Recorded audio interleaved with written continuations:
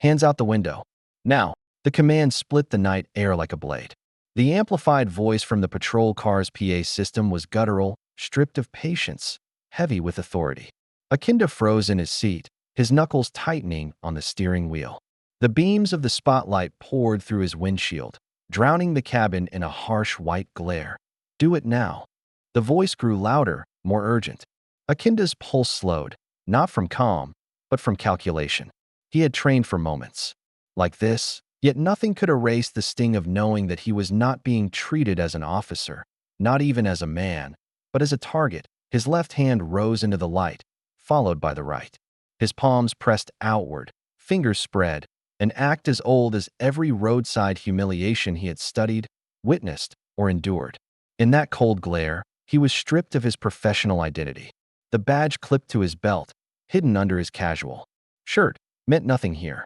For now, it was only a secret shield, silent, waiting to speak when words no longer mattered. The officers outside couldn't see it yet, but the metallic glint would soon cut through their assumptions. For a brief second, as Akinde shifted in his seat, the badge caught a faint reflection from the streetlight. The truth sat inches away, quiet but undeniable. But this is not where the story begins. To understand the full weight of that moment, we have to step back to the quiet before the storm. The hum of the engine had been steady, a soft thrum against the silence of a nearly empty street. It was the tired hour, the part of night when most homes were dark and only porch lights remained to hold the neighborhood together. Akinde's unmarked sedan rolled smoothly down the two-lane road, its headlights casting a gentle arc over the pavement. He had just finished a long shift. His body carried the kind of fatigue that comes from hours of tension, paperwork, and decisions where mistakes could cost lives. Tonight was supposed to be simple: a drive home, a shower, and sleep. His department-issued gear was tucked neatly out of sight. He wore a plain polo shirt and dark jeans. Nothing about him suggested officer, and he preferred it that way. He was just a man heading home. The air smelled faintly of wet grass. Street lamps flickered at intervals, each one creating a rhythm of light and shadow along the road. For a moment, the world seemed ordinary, calm, almost comforting. His hands relaxed slightly on the wheel. Then came the interruption that a black SUV roared past him, its engine straining, tires screeching as it cut recklessly between lanes. Years of instinct took over. Akinde's thumb flicked the small, hidden switch near his dashboard. The concealed grille lights burst to life in a brief flash, just long enough to warn the driver that an officer was watching. The SUV's brake lights lit up, and the vehicle began to slow. Satisfied, Akinde switched his lights back off. He had no intention of engaging further. He was off duty. His job was done. That he thought that would be the end of it. But the rearview mirror told a different story. Red and blue lights flooded his vision, accompanied by the high-beam glare of a patrol car tailing close behind. No siren, just the silent scream of suspicion. The SUV sped away into the distance, forgotten. The spotlight fixed on Akinde instead. The PA system crackled, and the command followed. Driver of the black sedan, put your hands out the window. His chest tightened. He knew the procedure. This was a felony stop, a maneuver reserved for violent suspects. Yet here he was, a fellow officer, treated like a dangerous criminal on the very street he lived near. As he extended his arms through the window into the freezing night, a thought pressed itself against his mind with the weight of experience. No matter the uniform, no matter the oath, the skin he wore spoke louder than any badge. Have you ever been judged before you could even speak? If you know that feeling, drop a comment below. Your story matters, and voices like yours give strength to this community. The night had begun as uneventful, almost gentle. Akinde's sedan moved steadily through a residential stretch, his headlights gliding over rows of houses where curtains were drawn tight and driveways sat still. The kind of silence that followed him was the silence of exhaustion, the world resting after another day. While he longed for his own rest, his body was tired, but his mind was alert in that quiet way familiar to men who wear a badge. Off-duty did not mean unprepared. Every sound reached him sharper. The low hum of his tires on asphalt, the occasional whisper of branches brushing against one another in the wind, the faint whir of the engine steady beneath his hands. Street lamps stood spaced along the block, each throwing a small pool of light onto the pavement. The car passed through them one by one, and the glow against the windshield felt like the steady beat of a clock. Light shadow, light shadow. It was a rhythm he had followed countless nights. Before a small ritual of the drive home, his thoughts drifted. He thought of his daughter's laughter, of the small apartment waiting with its familiar creak in the floorboards, of sleep, which he needed more than anything. Tonight, he told himself, would be ordinary. Then, the ordinary split opened out of black. SUV burst into view, its engine roaring as it darted past on the left. The rush of sound tore through the calm. Tires screeched as the vehicle weaved across the lane markings, swaying dangerously close to the curb before swerving back. In that instant, the calm cadence of Akinde's drive fractured. Training took over before thought. His thumb brushed the switch by instinct, and the small grille lights flashed alive. For just a heartbeat, blue lights streaked across the road ahead, an officer's silent signal to slow down. The SUV's brake lights blinked, its speed falling. Akinde flicked the lights off as quickly as they had appeared. He wasn't on duty. Tonight, he was just a man heading home. The reckless driver could go on. His responsibility ended there. Or so it should have. The rearview mirror told him otherwise. Bright beams flooded the cabin from behind, sharper and harsher than the SUV's wild maneuvers had been. A patrol car had latched onto his tail. Its siren remained off, but the lights spun violently, spilling red and blue against every surface of his car. The strobing glow painted his hands on the steering wheel, painted the empty passenger seat, painted his reflection in the mirror. Each flash like a camera shutter recording guilt that did not exist. He exhaled slowly. His foot eased off the accelerator, then pressed gently again, testing. The cruiser didn't pass. It matched his speed, clung closer, headlights searing into the back of his neck. The quiet inside the cabin grew unbearable. The engine's hum was drowned by the oppressive weight of light, by the pulse of colors through the rear glass. His breathing steadied. Each inhale counted in his mind. He had taught recruits to control their fear in tense moments. Now he recited those lessons to himself. The patrol car surged closer until the voice followed. Driver of the black sedan, put your hands out the window. Do it now. The distortion of the loudspeaker twisted the words, but the command carried no uncertainty. This wasn't a cautious approach. It wasn't a standard traffic stop. It was escalation, sudden, aggressive, final. Akinde's jaw tightened. His mind split into two currents. One part calculated every step as an officer. Hands visible, movements slow, voice steady if spoken to. The other part screamed the truth of experience. None of that might matter. His badge, his oath, his training. None could shield him in this moment. The spotlight snapped on, slicing through the rear glass, striking his face in a wash of white. He turned his eyes forward, refusing to let the beam claim more of him than it already had. His hands hovered near the wheel, the muscles in his arms tightening as he prepared to raise them into the open air. This was the shift. A quiet drive, shattered. A routine return home, swallowed by suspicion. The SUV had long disappeared into the night, yet he was the one pinned beneath the light, commanded into submission. Akinde inhaled again, deeper this time, and prepared to step into a role he had never chosen, that of the accused, judged in silence. Long before he could speak, the first order struck like a blow. Exit the vehicle. Hands where I can see them.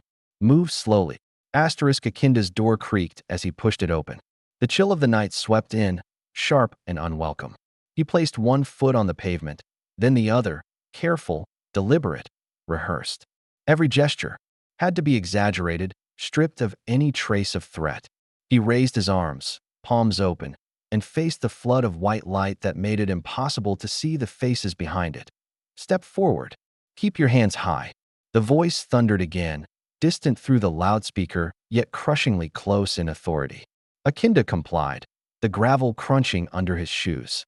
His shadow stretched and warped under the patrol lights, as though the ground itself conspired to distort him. On your knees. Now, the command dropped with finality. He lowered himself onto the rough asphalt, feeling its grit scrape his skin through his jeans. His palms pressed against the cold ground, shoulders tense. For an instant, his mind flickered back to the academy, the training yard, the endless drills where he had barked orders at recruits, teaching them how to manage suspects safely. Those drills had been rooted in discipline and restraint. This display, however, was not training. It was domination, and he was its unwilling subject. "I am Officer Akinde, Central Precinct," he said firmly, voice carrying into the light. "Quiet. Face down. Hands behind your back." His identification vanished into the noise, disregarded as if he were speaking another language. Heavy boots thudded closer. A knee pressed into his back, forcing him flat against the road. Cold steel clamped onto his wrists with a sharp metallic snap. The handcuffs bit into his skin, their weight heavier than protocol demanded. He winced but did not resist. Every instinct as an officer urged him to argue, to protest the procedure. Every instinct as a black man warned him that survival lay in silence. The contradiction tore at him. His thoughts churned with bitter recognition. At the academy, he had drilled cadets to identify themselves clearly, to respect those who cooperated, to treat all with dignity regardless of suspicion. Tonight, stripped of that dignity, his training felt like a cruel joke. He was not measured by his words, his actions, or his record. He was measured by his skin, and nothing else. "Stop moving," one of the officers barked, though Akinde had not shifted an inch. The spotlight scorched his cheek as if it were branding him with suspicion. "I am Central Precinct," he repeated, his tone controlled, unshaken. "Keep your mouth shut." The dismissal cut deeper than the cuffs. His identity, his authority, his oath, all erased in seconds. From the corner of his eye, through the harsh glare, he noticed a sliver of movement. A curtain parted in a nearby window. A shadowy figure watched, their outline framed by the faint glow of a lamp. Another porch light flicked on across the street. Neighbors were beginning to notice. The humiliation was no longer private. It was spectacle. Akinde's chest tightened, not from the pressure of the officer's knee, but from the weight of being displayed this way, in his own community, before people who might never know his truth. To them, he was just another man forced onto the pavement, stripped of dignity, defined by suspicion. "Up. Get on your feet." Rough hands hauled him upward. The cuffs dug deeper as his shoulders strained against the pole. He stood at the curb, wrists locked behind him, head tilted downward against the relentless beam. The officers circled, their flashlights darting across his car, his clothes, his face. One of them sneered, "What's your business out here? Driving home from work. Whose car is this?" "Mine." "What's your occupation?" "I've told you already." "Central Precinct." They ignored it again, eyes narrowing, voices tightening, each question dripping with doubt. The interrogation was not meant to uncover truth. It was meant to keep him in place, to stretch out the humiliation until it satisfied their unspoken bias. Inside, Akinde's mind split again. One part clung to the rituals of procedure, stay calm, follow the steps, de-escalate. The other carried memories he could not silence. His father's stories of being pulled over for nothing, his mother's warnings when he first applied to the academy, his own countless stops even in uniform. What does it mean, he thought, when even your badge can't protect you from bias? The question burned in him. Heavier than the cuffs, he shifted his stance slightly, the gravel crunching under his shoes. One officer snapped, "Stay still." His muscles tensed, but his expression remained steady. He would not give them the satisfaction of fear, nor the excuse of defiance. The curtain across the street moved again. This time, more than one silhouette appeared. A neighbor whispered something inaudible to another. Their presence changed the air. Witnesses, silent, hidden, but present. For Akinde, their eyes were both comfort and curse. Comfort, because someone saw him as more than a suspect. Curse, because humiliation expanded when it became public. He exhaled slowly. His breath rose into the cold air, visible for a moment under the glare. The lights, the cuffs, the shouts, these were not new. They were repetitions of an old ritual, one that had played out for generations in countless neighborhoods.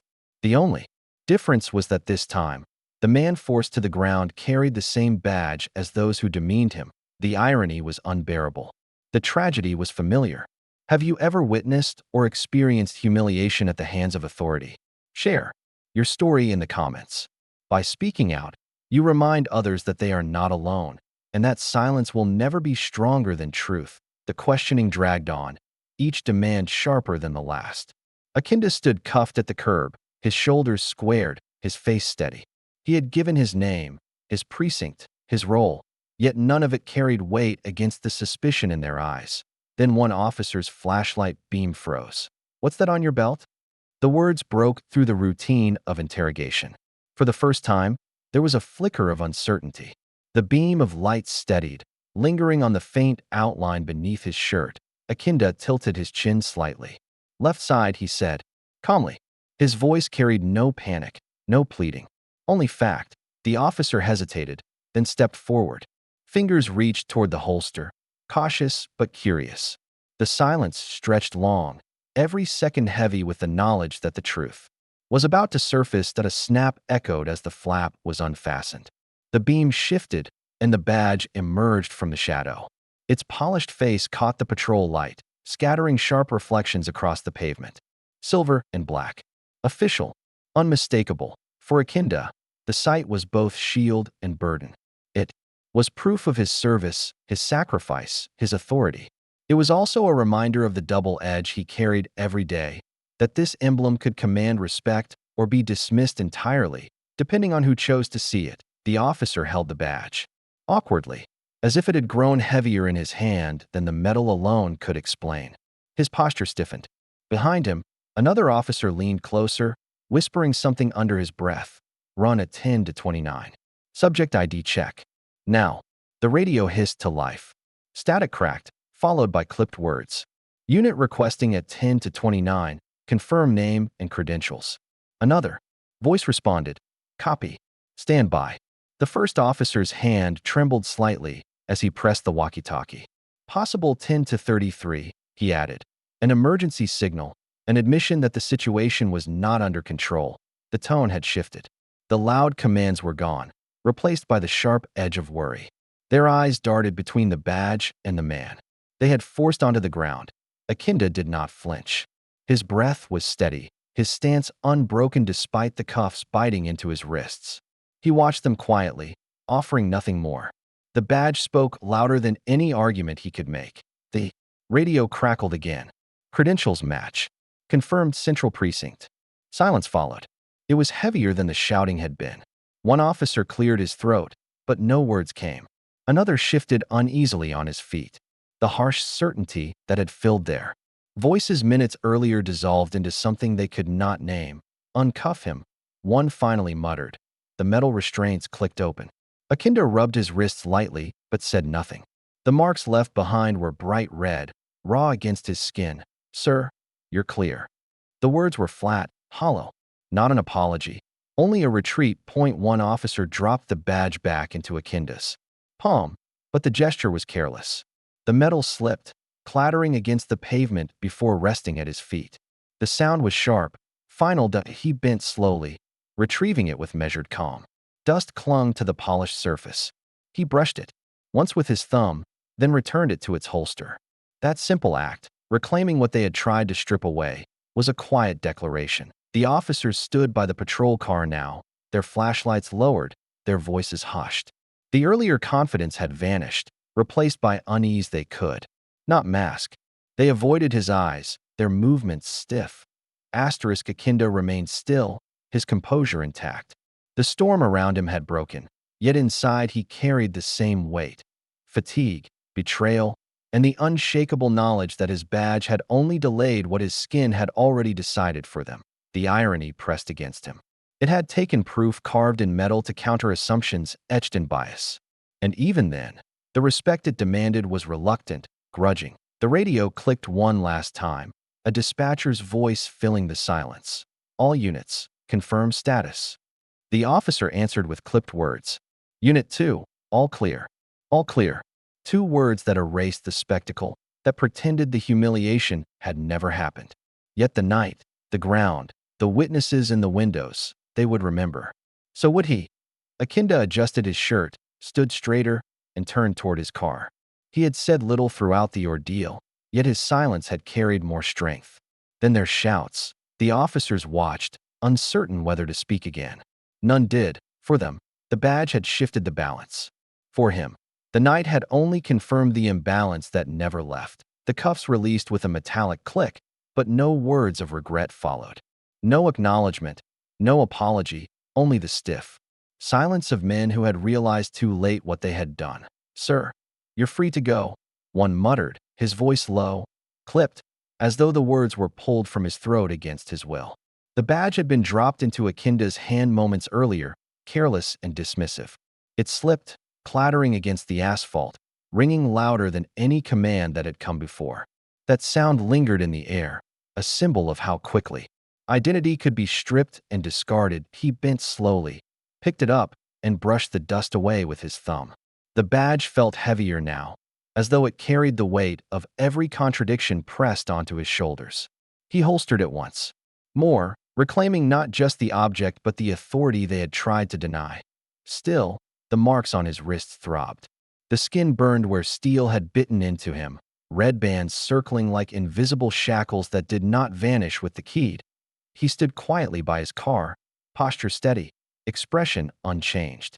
From the outside, he looked calm. Inside, exhaustion pooled deep, seeping into every corner of his being. It was not the fatigue of a long shift or a sleepless night.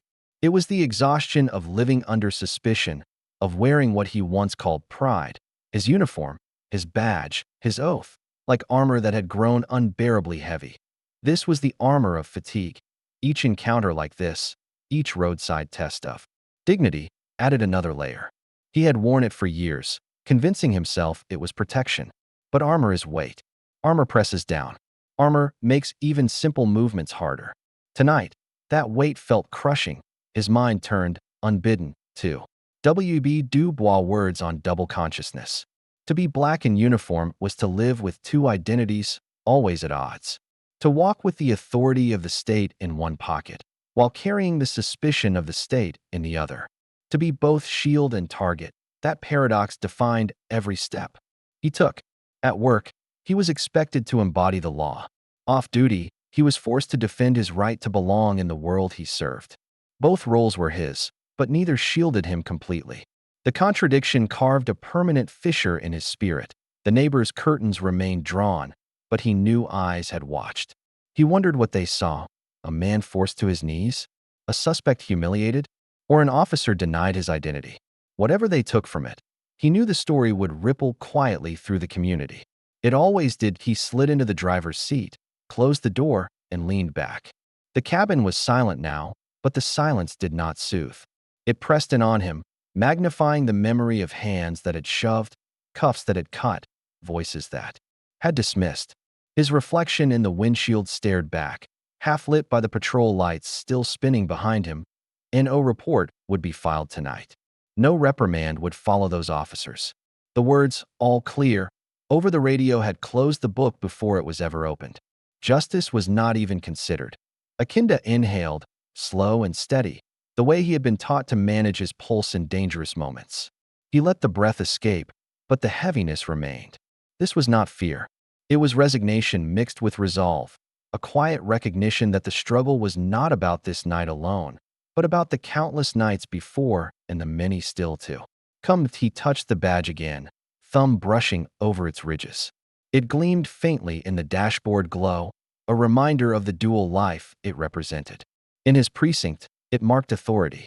On the street, it meant nothing until it was revealed like evidence, like a defense he should never have had to present. The irony stung. The same institution that issued him this shield had produced the men who forced him down. The same emblem that should have safeguarded his dignity only restored it after humiliation had already done its work. He rested his head against the seat, eyes fixed forward. The patrol car's lights still pulsed behind him, painting the road in shifting colors. But the night no longer belonged to them. The night belonged to the silence inside his car, to the fatigue coursing through his body, to the weight of living at the crossroads of two worlds that refused to merge. The story of Akinde did not end at the curb. It was a symptom of a wider conflict, one that stretched far beyond this single street. To understand it fully, we must step back and examine the structure that allows such moments to repeat endlessly. The burden of double consciousness is not borne by one man alone. It is carried by thousands who stand at the same crossroads. And it is here that the expert lens becomes necessary to expose not just one humiliation, but the system that makes Humiliation routine. The story of Akinde does not live in isolation. His experience belongs to a broader reality that has been documented, studied, and condemned by countless voices. To understand its depth, we must move from the immediate humiliation of one man to the systemic patterns that shape such encounters. At the core lies a concept described more than a century ago by W.B. Du Bois: double consciousness. For Black Americans, Du Bois explained, life often feels like a constant negotiation between two identities, the self as one knows it, and the self as one is seen by a society steeped in prejudice. For Black officers, this tension intensifies. They are asked to represent the authority of the state, to enforce laws with impartiality, yet they carry the same suspicion and vulnerability that mark the lives of the communities they come from. Akinde's ordeal captures this contradiction. To his colleagues, his badge should have been a symbol of authority, enough to command professional respect. To the patrol officers who confronted him, it was invisible until revealed under duress. In that gap between who he was and how he was seen, the full weight of double consciousness came crashing down. This is not theoretical. It is lived reality. The National Association of Black Law Enforcement Officers, NABLEO, has documented repeated instances where Black officers themselves have been harassed, profiled, or even assaulted by fellow officers. In one public statement, NABLEO condemned the practice of treating Black officers as suspects until proven otherwise.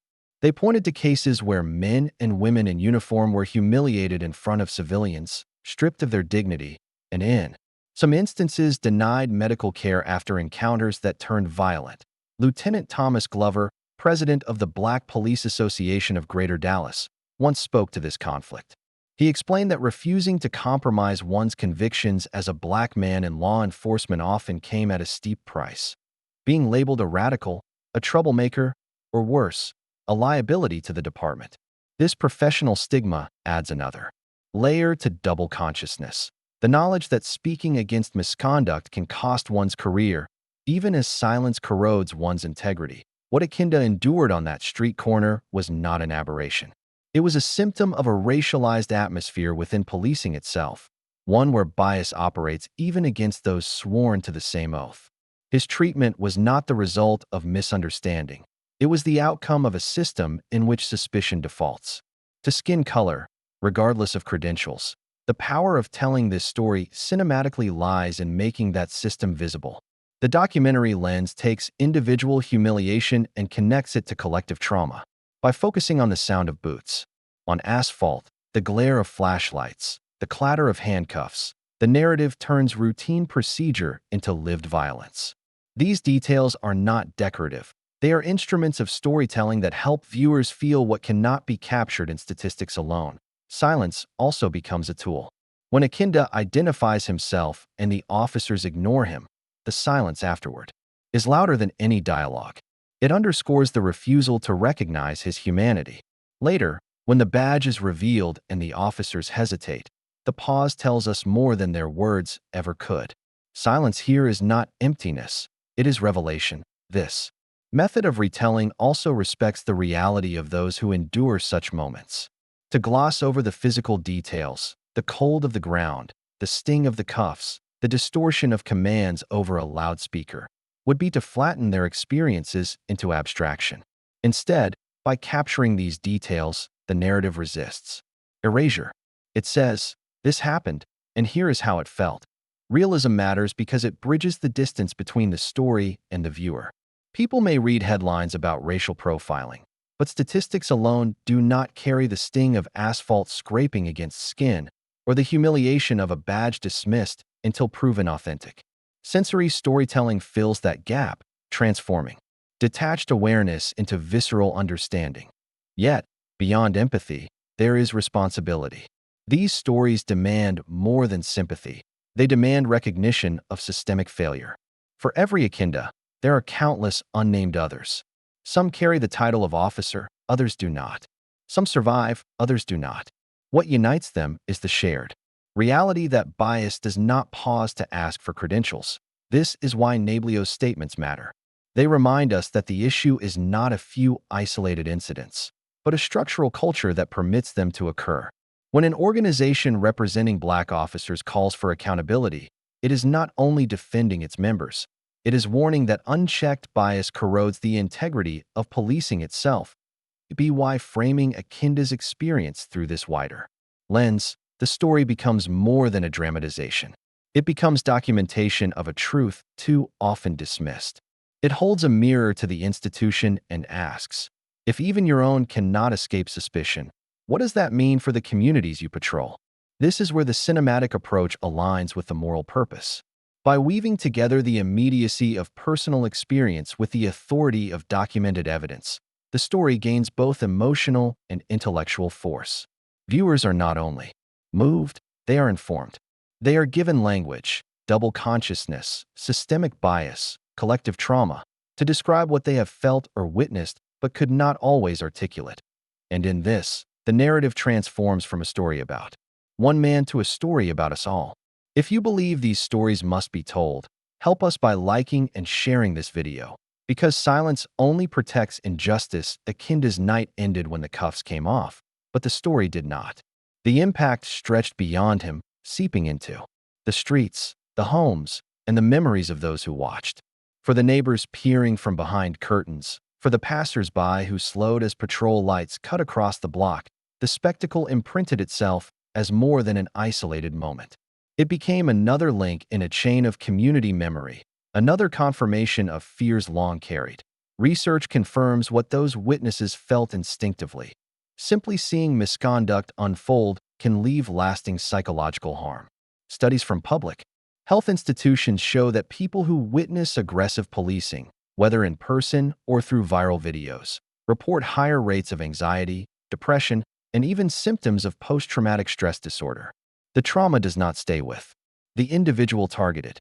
It ripples outward, weaving itself into the collective consciousness of a community. For Black communities in particular, the repetition of such scenes creates what sociologists call generational PTSD. The memory of one person's humiliation is carried and retold until it becomes part of the family narrative. Parents remind children how to act if stopped. Grandparents recount warnings passed down decades earlier. Each story is meant to protect, but each retelling also reinforces the unshakable truth that safety is conditional, even for those sworn to uphold it. Akinde's badge did not shield him from bias, and his neighbors' watchful eyes did not deter the officer's actions. Yet the presence of witnesses mattered. The faint shift of curtains, the glow of a porch light, the silent stares from across the street, all became symbols of accountability. Communities have long understood that visibility itself is resistance. To see is to testify, and to testify is to challenge the narrative that these moments are rare or exaggerated. Still, visibility without justice brings its own ache. The officers walked away unscathed, their authority untouched, their records likely unmarked. For Akinde, the evening ended with dust on his badge and bruises on his wrists. For his community, it ended with another reminder that dignity can be stripped in public with little consequence. Silence followed, and silence can wound as deeply as steel. The paradox is stark. A badge meant to confer protection was powerless until revealed, and even then, it restored only a fraction of what had been taken. Authority did not prevent humiliation. It merely altered its conclusion. The cost remained: exhaustion, mistrust, and the gnawing awareness that next time, the outcome might be worse. This is why his story must be told, not as spectacle, but as warning. It reflects a system where justice bends under the weight of bias, where trust fractures with every unchecked stop. The neighbors who watched will carry that night into conversations with friends, into lessons taught to children, into quiet choices about whether to call the police when help is needed. That erosion of trust is itself a wound, one that endangers both community safety and the very legitimacy of law enforcement. The narrative, then, is not just about Akinde. It is about the unseen toll on those who witness, the generational scars etched into families, and the ongoing cycle of silence that allows humiliation to repeat. Breaking that silence is not optional. It is necessary, because justice isn't measured by the badge you wear, but by whether the system lets you keep your humanity. What do you think? Was justice served here, or does the silence speak louder than the badge? Drop your thoughts below.